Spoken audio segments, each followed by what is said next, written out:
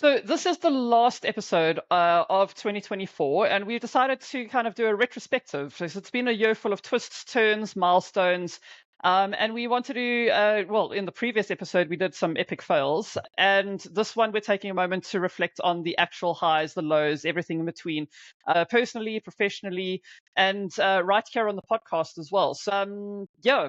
Let's maybe dive into the podcast. Key achievements. I think that, well, the fact that we're still going is a key achievement. We've still got listeners / viewers. So that's a pretty key achievement.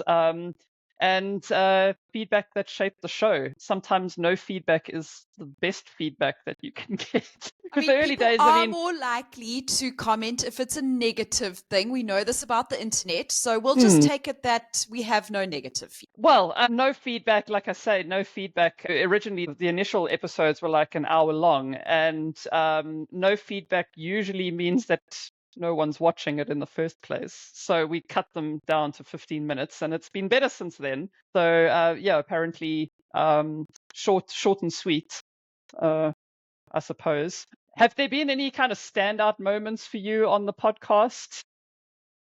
Besides finger guns and awkward goodbyes? I think, yeah, format is awesome. And what it also means is that we can get more episodes out. So instead of one long one, doing 4 short ones is definitely a win. So that was all you, and that was a great idea. I did notice that we did get a comment on one of our videos, and I'm putting that as a highlight.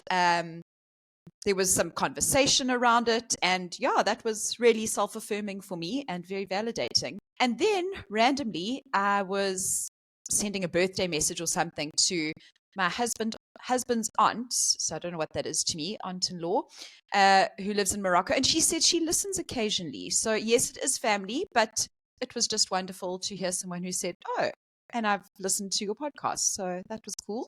So yeah, small victories. That's amazing. I think let's call it small victories. Small victories, but I mean, the small victories add up over time, especially for a very niche market. I mean, South African freelancers, that is a very niche market. And I really do hope that we are providing something a little bit more kind of unique and niche down to what South African freelancers need, because what the whole discussion was behind this podcast was a lot of the information out there is kind of directed or coming from American sources, and not all of that information is necessarily relevant to South Africans. So I hope that we're doing a good job. Leave us a comment if positive, no comments if negative, so we can just keep living in denial. We're very easy to please, other stuff that you've it just comment or just thumbs up the video. That's like that's all the engagement we need, really. We're very easy to please. I don't think that counts, though. No, I don't. It's like when people like their own Facebook posts or whatever social media. I always feel weird, like when I see like LinkedIn posts, especially, and it's like Shay has liked her own post, and you're like, I don't know. I'm using you as an example because I definitely have your done name. it before. And like, I used to like my own Instagram posts. Yeah. Anyway, so challenges and lessons learned. What has been the biggest challenge for you, professionally or personally, through the year, and how did you overcome it, or did you overcome it? Are you still kind of smashing your way through with a panga? Yeah, perhaps it's less of a jungle and more of just some shrubbery, and I've just got some secateurs that I'm clicking around. So I think for me, it's been, as we discussed in the previous episode, mom brain is real, scientific. It's scientific.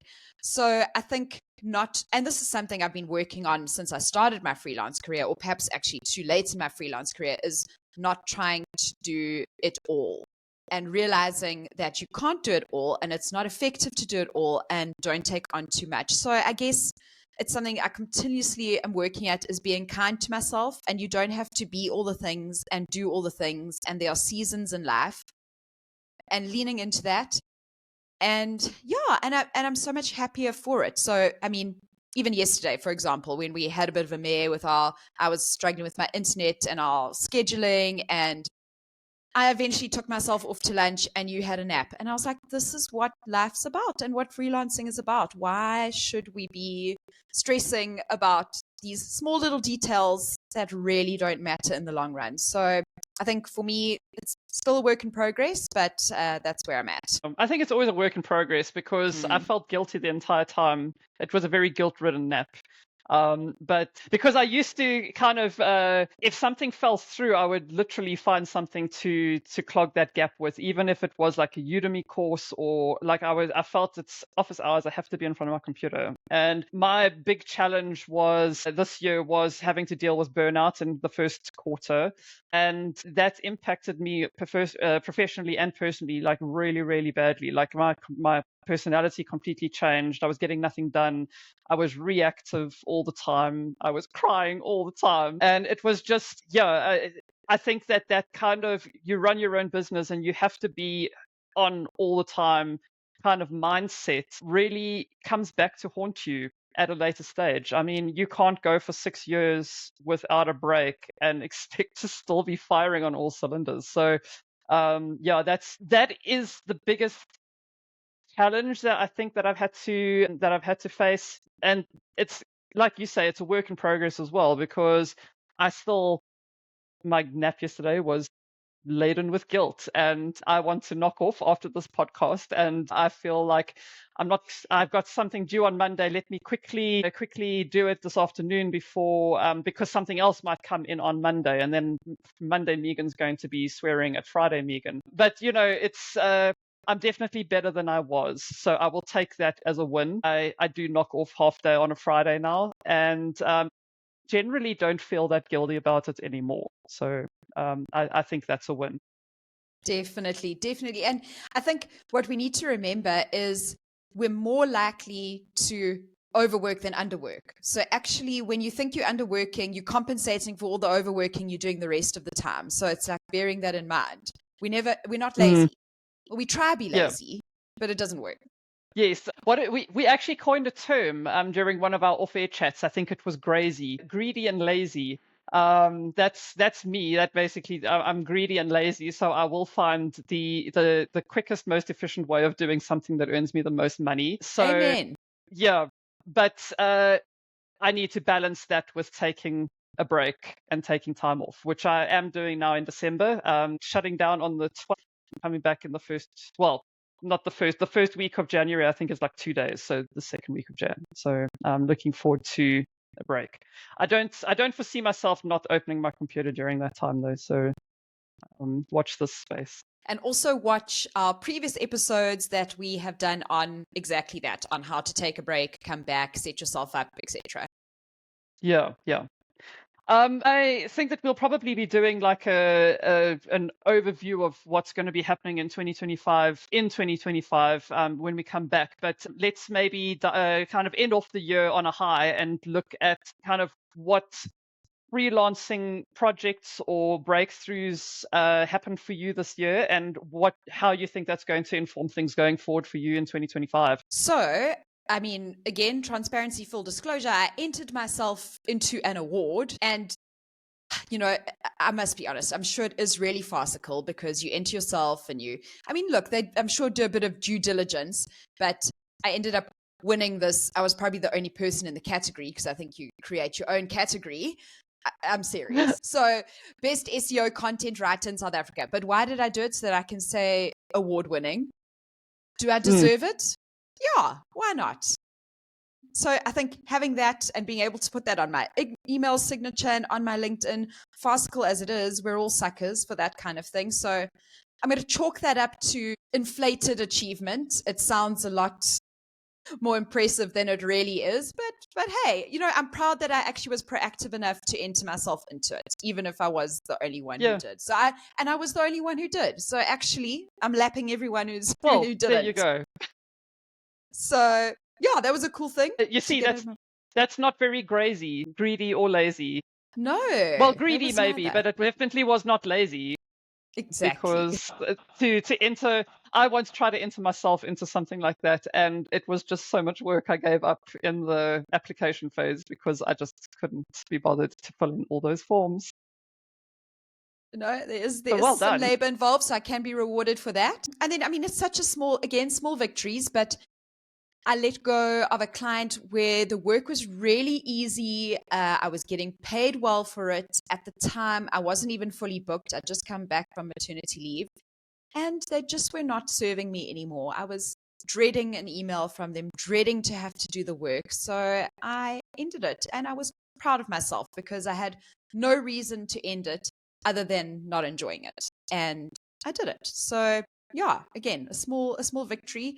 Will that set me up for great success in 2025? Not necessarily, but it's something that I can put in my little toolkit to know that I can do this. And once you've done it once, it's a lot easier to do again. When something isn't serving you, that's why we freelance, we move on. So yeah, I was proud of that. And then I got a nice new client, the Vineyard Hotel in Cape Town, which is really cool because I got to go there and stay there and feel like a real Lani. And yeah, I could get used to that. So I'd love to go again, and hopefully I'll have the opportunity to next year. So those are some of my wins. Obviously, on a personal front, giving birth to my daughter, who is an absolute menace and a monster, but I love her so much. And yeah, that's been a real journey, certainly. And I think I'm proud of myself that I've been able to get back into my business, because, you know, everyone approaches motherhood differently. For me, I'm a better mom when I have time away from her, to be honest. Being able to balance my business and her has been challenging, but I've also actually really enjoyed it. And I feel like I'm in a really good place with having a really good excuse to knock off work at 3:30 every day. Yeah, yeah. Amazing. Absence makes the heart grow fonder. Indeed. You know, just for me, it's been playing in new spaces, as trite as that sounds. So to give people a little bit of background history, as you can tell, it's Friday afternoon. So when I was at high school, I failed chemistry in matric. I passed standard grade maths, and I'm now making quite a name for myself in the technical writing sector. So I'm doing things from like chemical fibers to AI and data analytics and all sorts of things, which you would assume you need like maths and science to understand. I suppose it would probably help, but I think that what my strength is because I was so bad at it, I can explain it really well to other people if I understand it. So that's been a learning curve for me. And then just not, yes. May I interject quickly? Yes. Very proud of you, but I must also tell the listeners, watchers, that Megan sent me a video yesterday on quantum computing. So she's come a long way. Needless to say, I did not even click the link. I don't know why. She thought I would be vaguely interested in that, but this is how far she's come, folks.